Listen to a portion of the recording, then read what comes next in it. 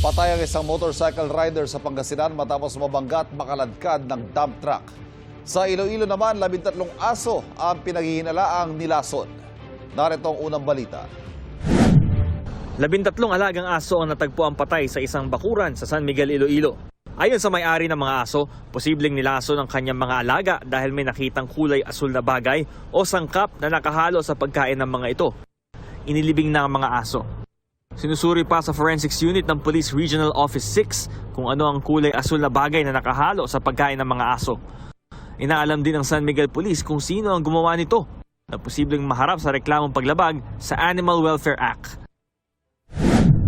Sa Urdaneta, Pangasinan, patay ang isang motorcycle rider matapos masalpok ng isang dump truck noong hapon ng Sabado. Ayon sa uploader ng video, sinabi ng ilang saksi na nasa magkabilang lane ng motorsiklo at ang truck. Mag-overtake daw dapat ang rider pero nawala ng balanse kaya napunta siya sa kabilang linya at pumailalim sa dump truck. Nakaladkad ng truck ang rider kaya nahati ang kanyang katawan.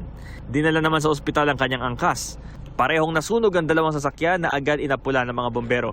Ligtas ang truck driver at kanyang kasama. Ayon sa mga otoridad, nagkausap na ang pamilya ng nasabing rider at ang truck driver. Hindi nasasampahan ng reklamo ang truck driver na tutulong daw sa pagpapalibing sa rider. Ito ang unang balita, Bam Alegre para sa GMA News.